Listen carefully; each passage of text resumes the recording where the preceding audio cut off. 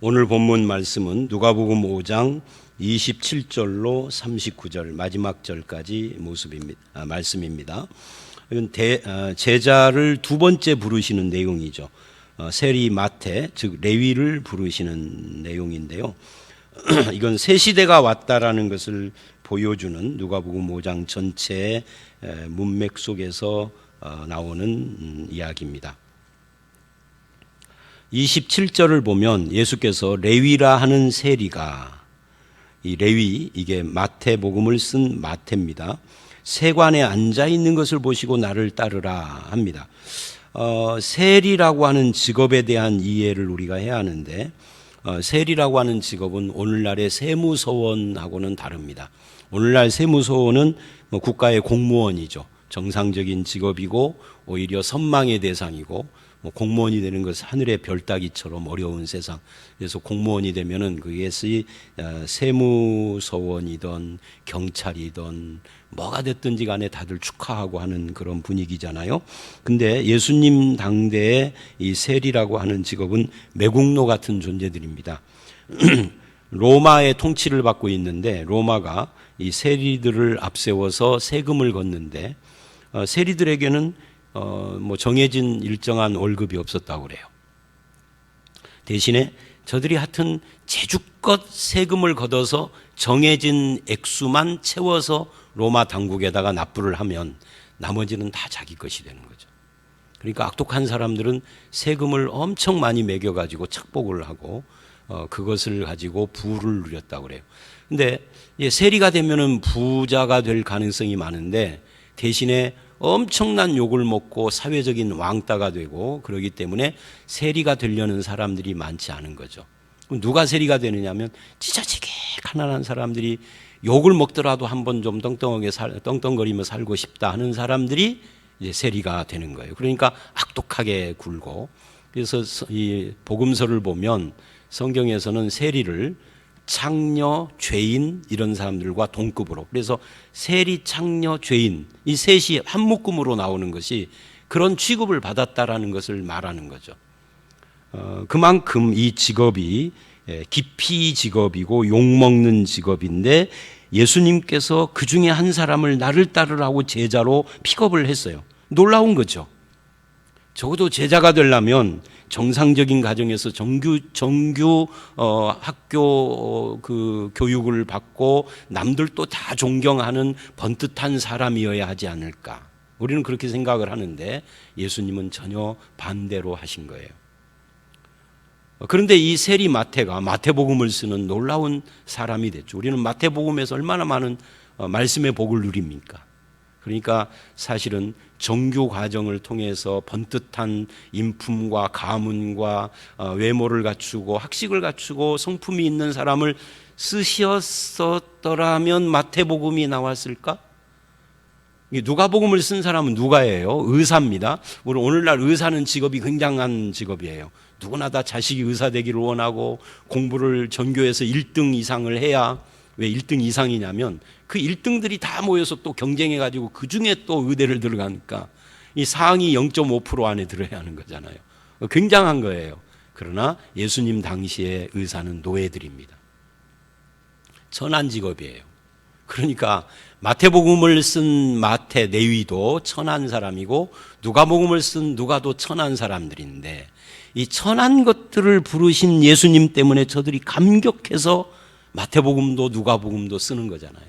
오늘날도 마찬가지입니다.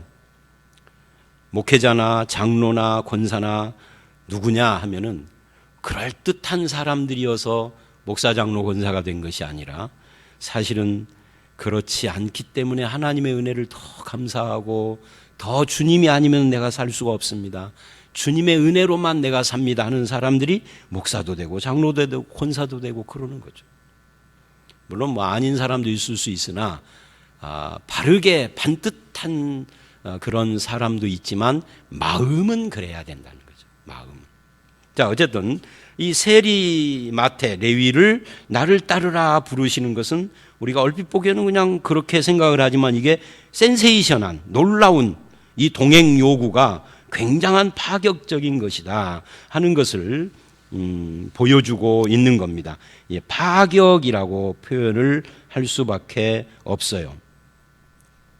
이 파격적 요구를 하신 예수님이 이 레위를 부르셔서 뭐라고 하느냐면 나를 따르라 그럽니다. 따르라. 이게 제자입니다. 제자란 따르는 자예요. 배우는 자예요. 주님을 닮아가는 자입니다.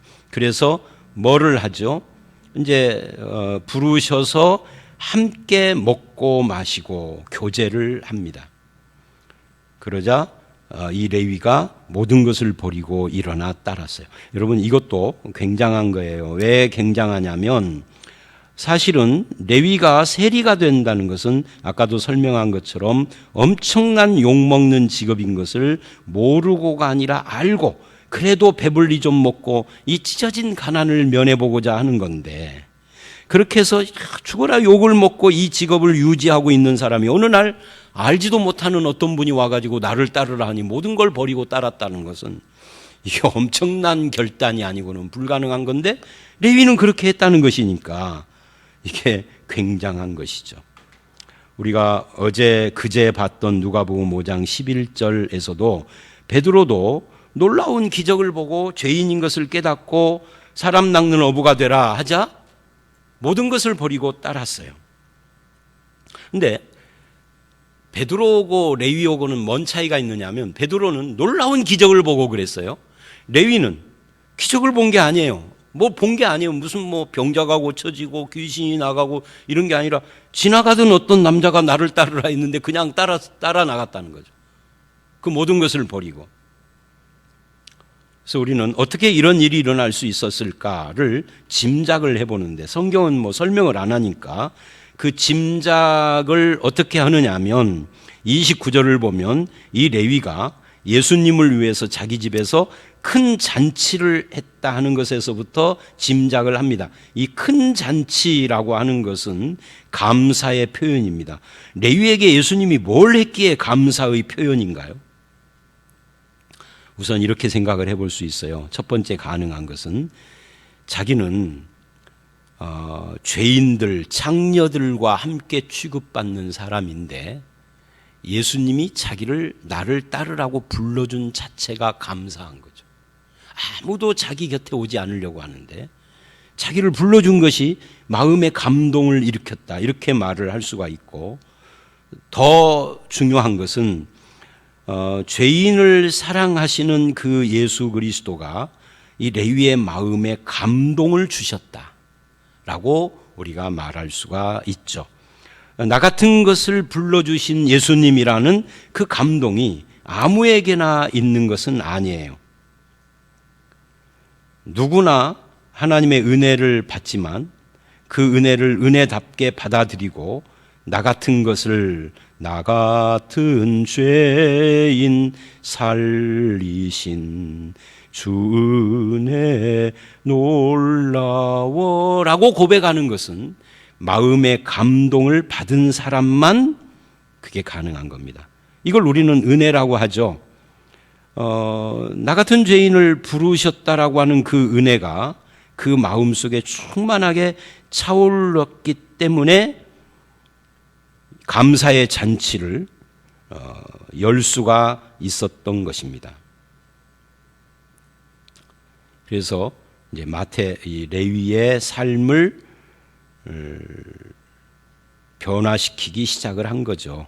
유명한 예수님의 제자의 삶을 살게 된 겁니다. 예수님의 부르심으로. 그런데 여기서 이제 특이한 것이 다른 사람이 많이 함께 앉아 있었다 그래요. 이 다른 사람들이 누구냐 하는 것이 구체적으로 나오지는 않는데 그 중에 30절을 보면 바리새인과 서기관들도 함께 앉아 있었다라는 것은 아닌데 그 모습을 봤어요. 그리고 제자들을 비방합니다. 너희가 어찌하여 세리와 죄인과 함께 먹고 마시느냐. 그러니까 여기 함께 앉아 있었던 사람 중에는 죄인들이 있었다는 거죠. 이 죄인들이 구체적으로 누군지는 알 수가 없지만 거기에 창녀들도 있고 사회적으로 왕따 당하는 사람 또는 손가락질을 받는 사람들이 다 함께 있었다는 거예요. 그러나 바리새인과 서기관들은 그들과 함께 앉아서 먹는 것이 아니라 그들이 앉아서 먹는 것을 보고 있는 거죠. 그리고 비난을 하는 거예요. 그래서 예수님과 바리새인 서기관들의 차이점을 우리는 여기서 알 수 있게 됩니다. 바리새인과 서기관들은 어찌하여라고 시비를 합니다. 다투고 고집스럽게 자기 기준과 자기 생각, 성격을 가지고 그렇게 다른 사람들을 평가 판단하면서 어째서 함께 어울리느냐, 저들은 죄인이다 라고 규정을 해놓은 거예요. 근데 예수님은 그 죄인이라는 그들의 주장을 동조하지 않고 나는 저들을 위해서 왔다, 저들의 친구가 되기 위하여서 왔다라고 말씀을 합니다. 그게 31, 2절이죠. 건강한 자에게는 의원이 쓸데없고 병든 자에게라야 쓸데있나니. 이게 예수님의 말씀을 보면은요, 우리 일상생활에 있었던 것을 그대로 가지고 와서 말씀으로 전환시켜요. 여기서 이제 조금 엉뚱한 이야기지만 설교에 예화를 쓰면 안 된다 이런 말을 하는 분들이 있어요. 예화가 예화를 위한 예화이기 때문에 그러겠죠. 그 예화가 말씀을 더 돋보이게 해주는 것이라면 얼마든지 쓸 수 있죠. 지금 예수님이 예화를 쓰는 거예요. 건강한 자, 병든 자, 병원 예화를 쓴 거죠. 내가 국민내과를 가봤더니 거기는 병든 사람만 없디다. 너무 당연한 거잖아요. 병든 사람들이 이렇게 많기에 국민내과가 필요한 겁니다. 이렇게 말하는 거고 비슷한 거예요. 예수병원을 선교사들이 왜 지었을까요? 병든 사람들이 불쌍해서 저들에게 이 질병을 고쳐주며 복음도 함께 전하려고 한 것이지 않습니까? 예수님도 똑같습니다. 병든 자를 위해서 왔다. 그 병든 자가 누구냐? 죄인이다. 의인이 아니다. 그러면 이 세상은 의인과 죄인으로 나누어지느냐? 아니죠. 이 말씀, 32절 말씀은 스스로를 의인이라고 생각하는 사람과 죄인이라고 생각하는 사람으로 나누어지는 거예요. 하나님이 보실 때는 다 죄인인데 자기를 의인이라고 생각하는 바리새인 서기관이 있고 자기를 죄인이라고 생각하는 세리와 죄인들이 있고, 예수님은 누구에게 왔느냐면 자기를 죄인이라고 생각하고 고백하는 그 사람들을 위해서 왔다. 그럼 우리도 마찬가지입니다. 나는 이래봬도 남에게 못할 짓을 한 번도 한 적이 없어 하는 사람은 예수님이 필요 없는 사람이에요. 그 사람은 그렇게 살다가 지옥에 가시면 돼요. 착각이니까. 그러나 나는 남들이 나를 정말 대단한 사람이라고 축혀주고 참 성격이 좋고 성품이 좋고 참 인격이 제대로 됐고 착하다라고 하지만 주님, 나는 솔직히 주님 앞에서 죄인입니다. 남들은 몰라요. 자기 죄를 인정하고 고백하는 죄인이 된 사람들에게는 마치 병든 자에게 의사처럼 예수님이 오신 거예요. 여기서는 그게 레위고 죄인들인 거죠. 서기관 바리새인들은 아니다는 거예요. 예수님이 필요 없는 사람들이니까. 저와 여러분들도 내가 누구냐 하는 것을 확실하게 알아야 합니다. 베드로도 그 고백을 했고 나병 환자도 그 고백을 했고 중풍병자도 그 고백을 하고 오늘 여기서 레위도 그 고백을 하는 겁니다. 그러자 33절 이하에 저들이 또 다른 시비를 합니다. 금식 문제죠. 요한의 제자들은 자주 금식을 하고 기도하고 바리새인의 제자들도 금식하고 기도하는데 당신의 제자들은 왜 금식도 않고 기도도 않고 먹고 마시느냐? 어디서 많이 들어본 것 같죠? 교회는 이렇게 나눠져요. 교인들이 새벽 기도도 잘하고 철야 기도도 잘하고 금식도 잘하는 파와 그것도 잘 안 하는 파, 이렇게 나눠지죠. 그걸 잘하는 사람은 떳떳해서 의인이고 그걸 못하는 사람들은 죄인이라고 공격당하잖아요. 기도도 필요 없고 새벽 기도도 할 필요가 없고 금식도 할 필요가 없다, 이 말을 하는 게 아닙니다. 그것이 자기 의가 되면 안 된다 하는 것을 말하는 겁니다. 그것뿐만 아니라 모든 것이 똑같아요. 자기 의가 되면 안 된다 하는 거예요. 시간을 철석같이 칼같이 지키는 사람, 1시에 만나기로 했으면 12시 30분에 나오고, 그래서 1시 1분에 나온 사람을 정죄합니다. 하나님 누구를 기뻐할까요? 12시 30분에 나온 사람을 기뻐하는 건 아니에요.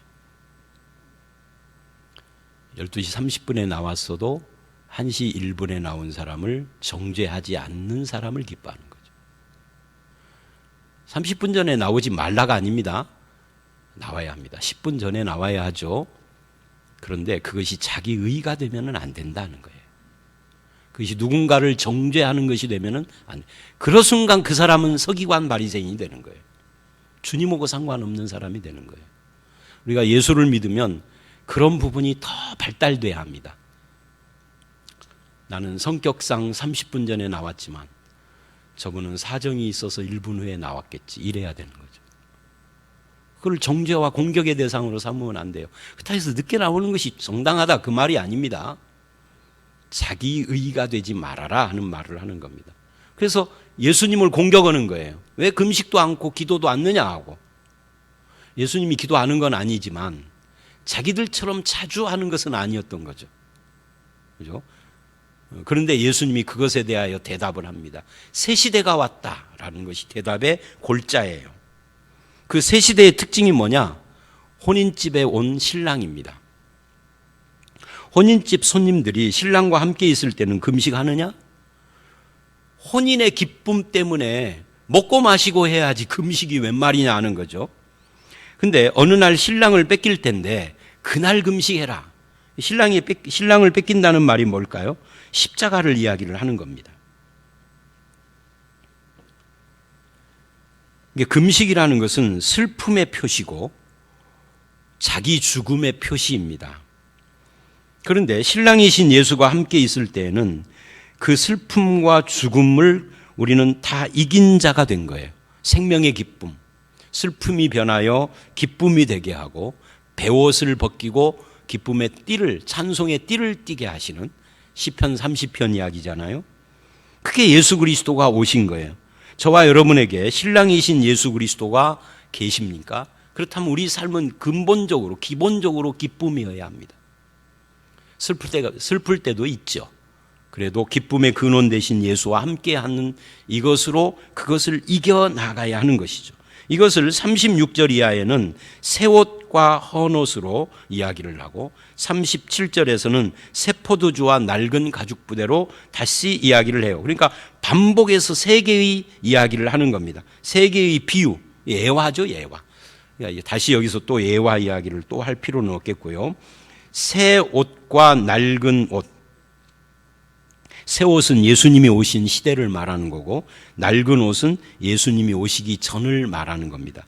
우리가 예수 그리스도를 믿으면 새 옷이 된 거예요.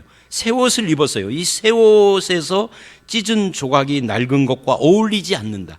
옷이 낡았는데 찢어진 부분을 새 천을 갖다가 덧대면은 그 부분은 커버가 되지만 입다 보면은 그 새 옷을 댄 그 옆에 낡은 부분이 또 찢어지죠. 왜? 이게 헐었기 때문에.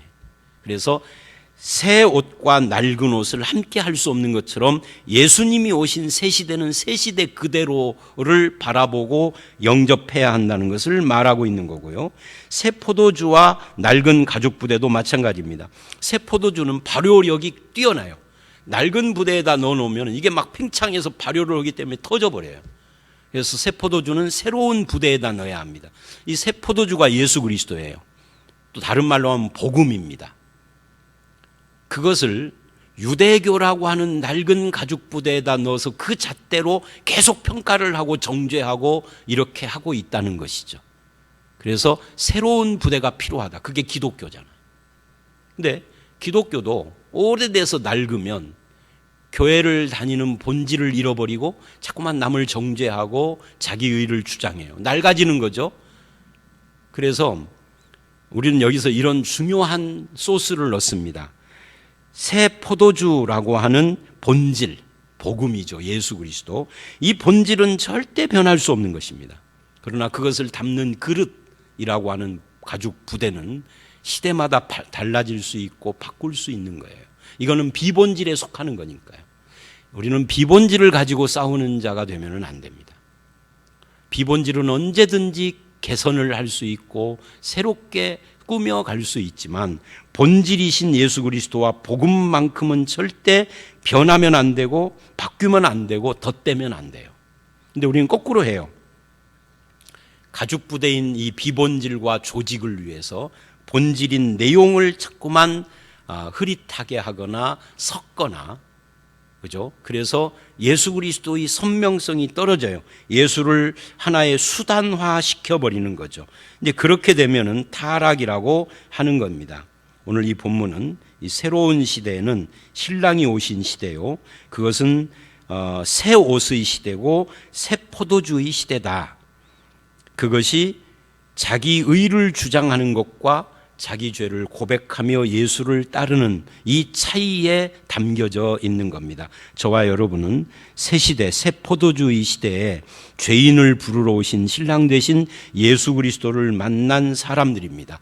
그 기쁨을 가지고 끊임없이 자기 갱신을 해가며 예수님의 뜻을 따라가는 그런 삶을 살아가시는 모든 성도들이 다 되시기를 주의 이름으로 축원합니다. 함께 기도하겠습니다. 하나님, 예수 그리스도가 오신 이 새 시대는 의인, 스스로 의인이 된 사람이 아니라 죄인을 부르러 온 시대인데 우리는 예수를 믿고 세월이 오래되면서 스스로의 의에 빠져 있는지도 모르겠습니다. 주님, 죄인을 부르신 그 첫사랑을 잊어버리지 않게 하시고 아버지 하나님, 큰 잔치를 벌여 감사의 표현을 한 것처럼 나 같은 죄인을 부르신 주님의 은혜 놀라와 이 놀라운 은혜의 고백이 평생 사라지지 않게 하여 주시옵소서. 아버지 하나님, 죄인들과 어울리시는 예수님을 비난하는 사람들처럼 우리도 스스로 의인이 되는 이